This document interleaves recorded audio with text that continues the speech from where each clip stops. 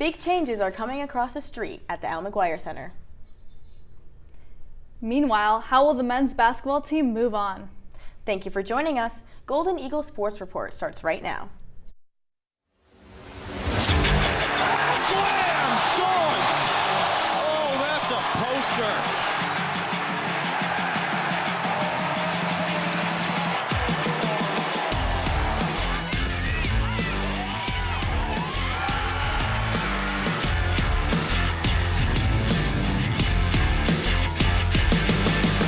Live from the Jeannie Hayes Virtual Studio at Marquette University, this is Golden Eagle Sports Report. Marquette gets the rebound, and the champions have gone down! Good evening, everyone. I'm Serena Pace, joined by Ruby Mulvaney. We start the show off with breaking news as senior forward Oso Ighodaro announced on Instagram that he will declare for the NBA draft. The senior forward averaged just over 13 points and 7 rebounds a game last season.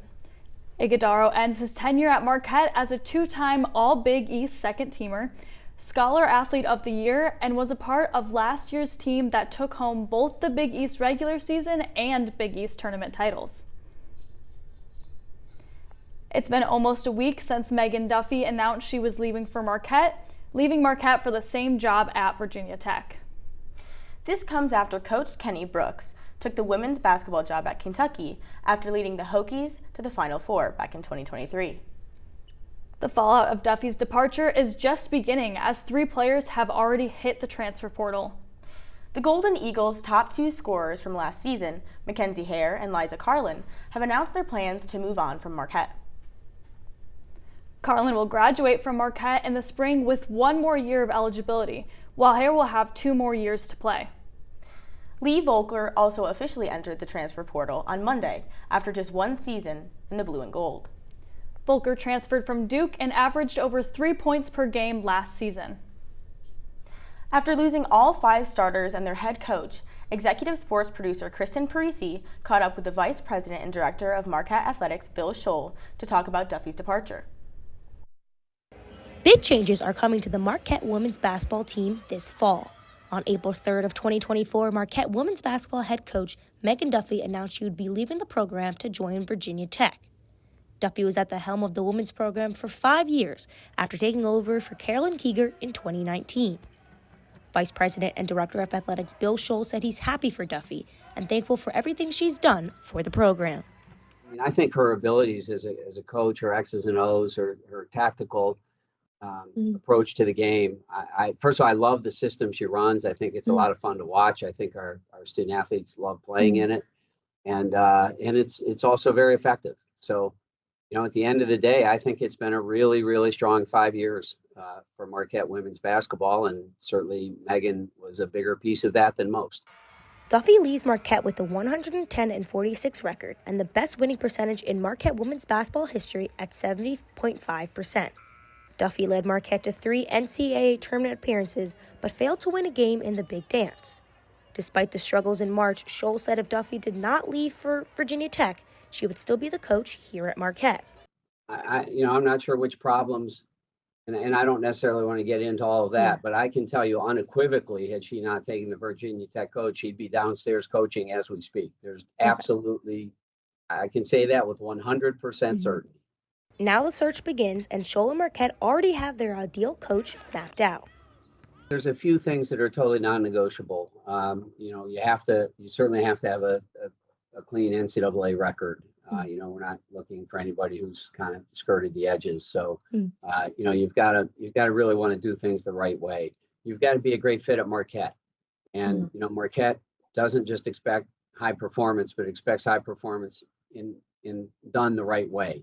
And, that's a tough combination, and not everybody has that. So our next coach will have that, for sure. They will be a good fit within the Marquette community. Marquette will lose its entire starting 5 after Franny Honger, Rosen Kumu, and Jordan King officially move on from college basketball. Liza Carlin and Mackenzie Hale will also be moving on from the program after entering the transfer portal last week. 2 of Marquette's incoming freshmen and 3 commits overall have reopened their commitment following the coaching change. Lee Volker becomes the next Golden Eagle to officially move on from Marquette after entering the transfer portal on Monday afternoon. As this new journey begins, the Marquette faithful will be waiting patiently for their new women's basketball coach to come home. I'm Kristen Parisi, Marquette Wire Sports. The search for a new head coach is officially underway. Although there has been a lot of change since the women's season ended abruptly in the round of 64, there was a lot that happened this year for the women's basketball team. Assistant sports multimedia journalist Adrian Fraga has more. The 2023-24 women's basketball season can best be described as a roller coaster. They'll let Hare take the shot. It rolls out. After falling short to University of Southern Florida in the first round last season and losing key players, including Chloe Murata, Marquette was shaping up for a very different season. And wow, did things seem different at first. With the new season just around the corner, new faces were brought onto campus. First-year forward Skylar Forbes comes into the mix, as well as grad transfer Franny Hottinger, former Patriot League Player of the Year and teammate of Liza Carlin. Finally, the season is set to start. The Golden Eagles start the year off with a win over UT Martin, but the second win over Illinois felt different. This win felt like the start of something special. It was dominant win after dominant win, and the Golden Eagles were rolling in non-conference play. Two players quickly emerged and took on the load, Liza Carlin and Mackenzie Hare. Carlin especially was on a mission, as the senior forward was playing lights out.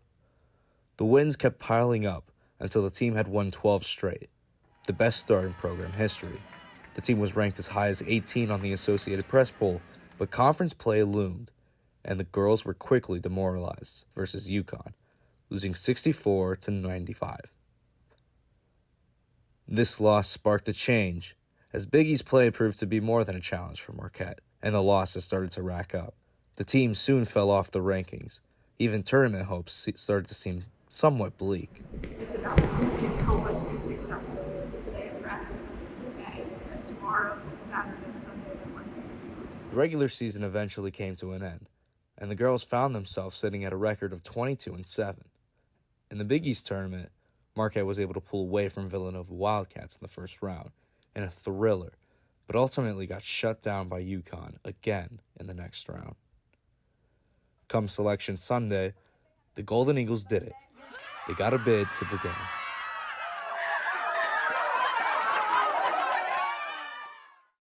Seeded as a 10-seeded matched up against the 7-seeded Ole Miss Rebels, the matchup was set. The first two quarters was March basketball at its finest. Thrilling competition. But suddenly, the Golden Eagles had run out of gas and were out-routed by the Rebels in the first round, giving head coach Megan Duffy her third first-round tournament loss. Finally, the ride is over. Next year, the team is set to lose 7 players. Jordan King, Liza Carlin, Rosen Kumu, Claire Kafis, and Franny Hottinger all hang up their high tops. Even head coach Megan Duffy says goodbye to Marquette as she leaves for Virginia Tech. Currently, Marquette only has 5 players rostered for next season and no head coach. It was a bumpy ride, filled with plenty of ups and downs, but at the end of the day, still landed in disappointment. The women's basketball team is certainly headed for an interesting offseason. Adrian Fraga, Marquette Wire Sports. And with the end of the season, my name is Gabriel Cicerrica, giving you the top 5 plays. Coming up, as the first play, Mackenzie Hare takes the ball as she drives to the basket, and the foul. Mackenzie Hare's layup was the dagger for the Golden Eagles against Illinois State, a quad 1 victory. Moving on to number 4, we have Liza Carlin, the all-conference first-team member, hits the 3 for her 1,000th point in the blue and gold. Liza Carlin will certainly be missed. And now moving on to number 3, we have Mackenzie Hare. Hare with the fake, hands it off.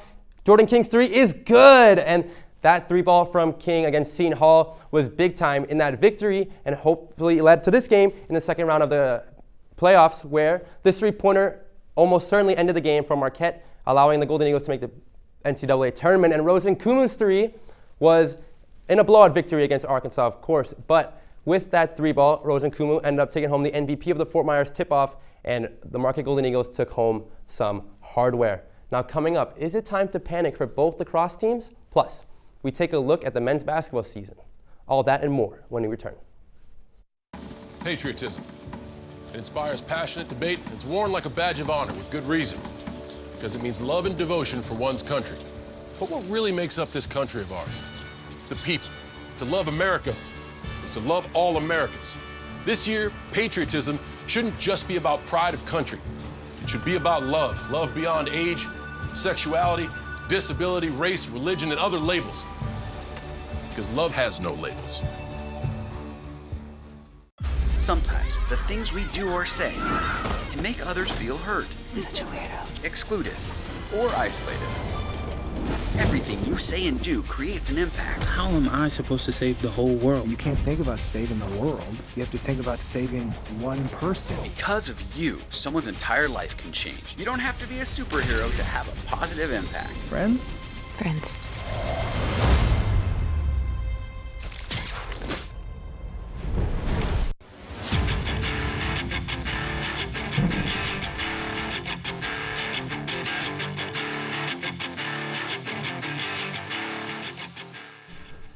Hello and welcome back to Golden Eagle Sports Report. I'm Serena Pace. And I'm Ruby Mulvaney. Both lacrosse teams are coming off tough weeks and find themselves in trouble in the second half of their seasons. First off, for the men, Marquette dropped its second straight game to the Georgetown Hoyas, 11-8. Junior midfielder Will Foster led the way for the Golden Eagles with 5 goals in the loss. Foster earns a spot on the Big East honor roll following his 5-goal game, with graduate student face-off specialist Luke Williams earning Big East Specialist of the Week. The men are 4-7 on the season and face Providence on Saturday. The women are coming off a 1-1 week in which they earned their first conference win against Butler, 20-12. But the Golden Eagles were no match for number 12 Denver as the Pioneers cruised past the women, 20-6. Senior midfielder Lee Steiner earns Big East Midfielder of the Week after earning a career-high 9 points versus Butler and a hat trick versus Denver. Marquette is now 5-9 on the season, with Georgetown coming to town on Saturday. The men's basketball team concluded their season with a Sweet 16 loss to NC State. And although the loss left Marquette fans bitter, this season was one to remember. Sports multimedia journalist Gabriel Cicerica has more.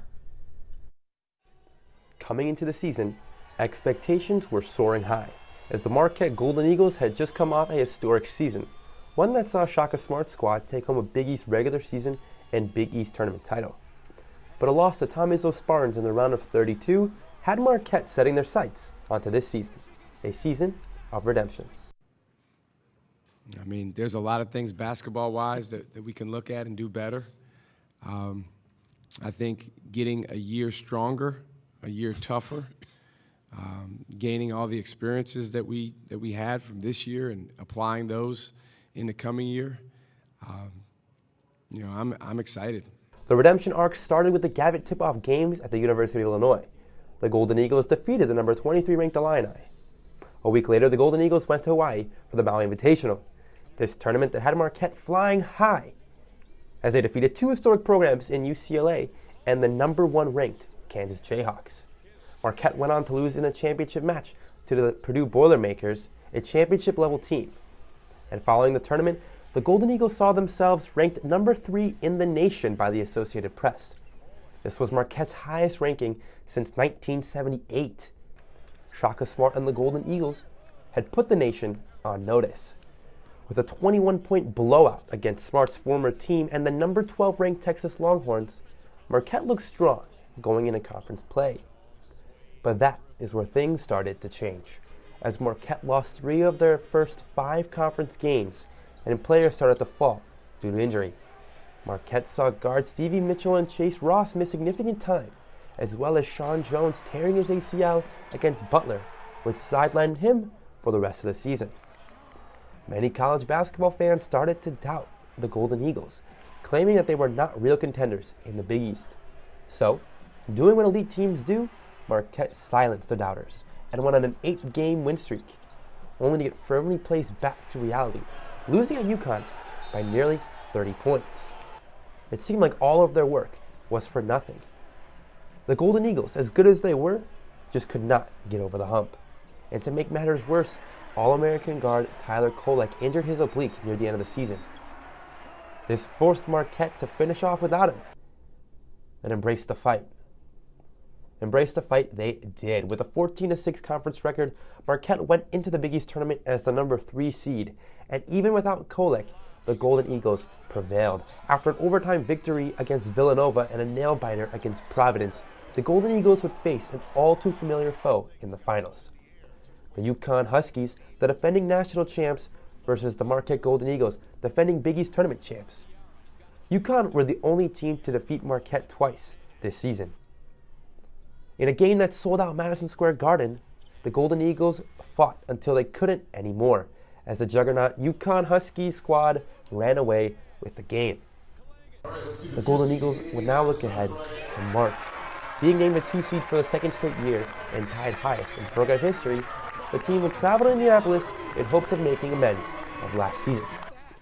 After taking care of 15 seed Western Kentucky, Marquette were back in the round of 32, this time to play the Colorado Buffaloes. A team full of NBA prospects, this game was a back-and-forth affair.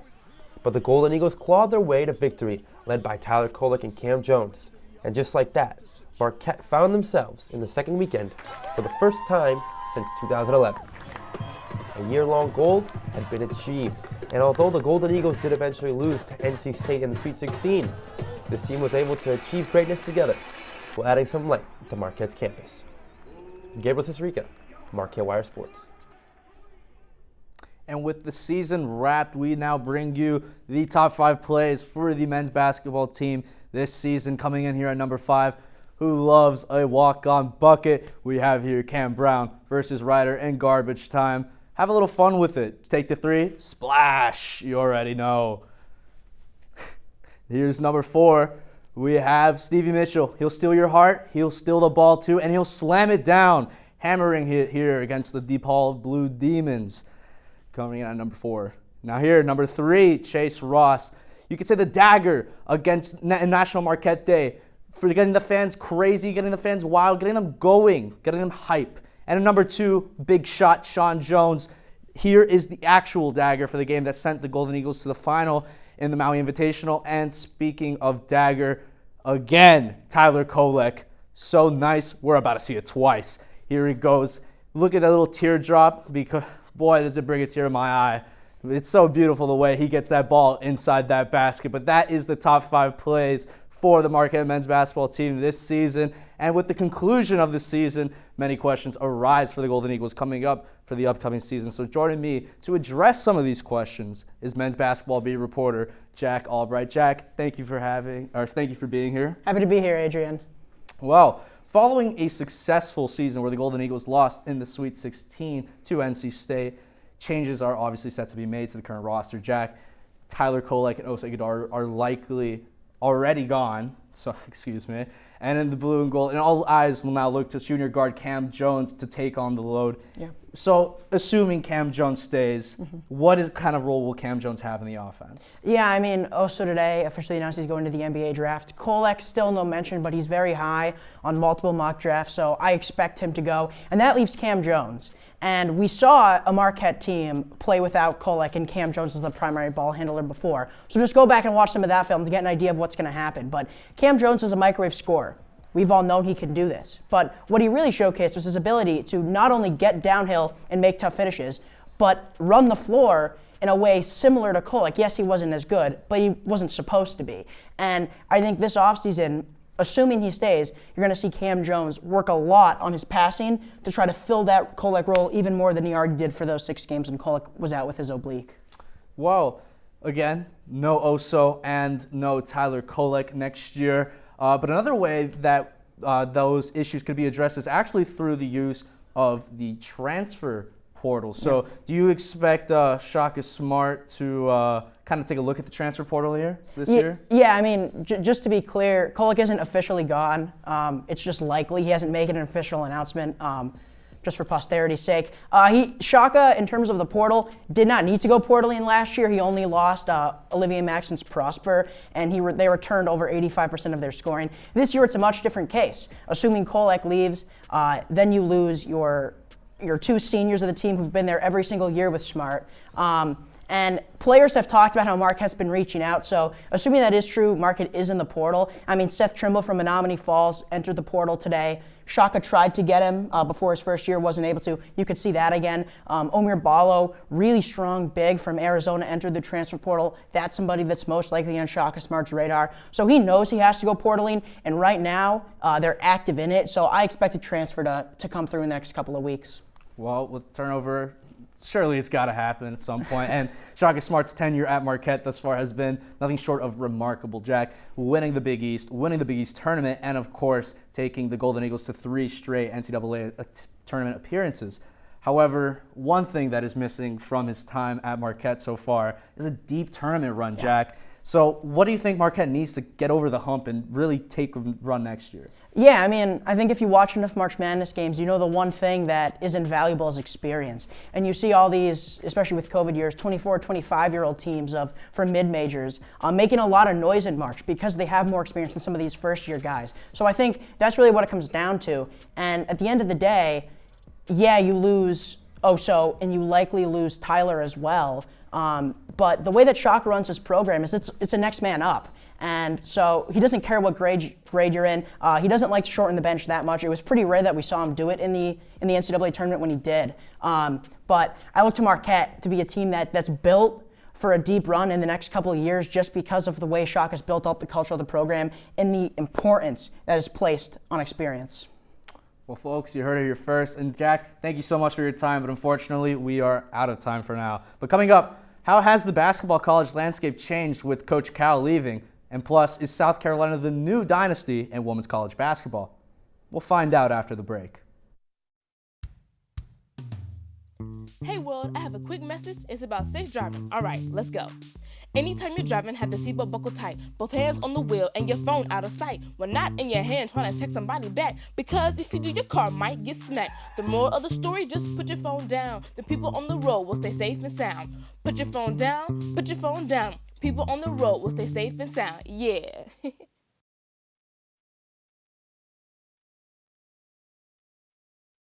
Roll over. When you adopt a shelter pet, you discover all the things that make them unique. And your mother. They're a little bit of a lot of things, but they're all pure love. Every day, millions of people are connecting. Father, cosplayer, mentor, actor. It's time we take a step forward, come together, and discover how accepting our differences can make us stronger.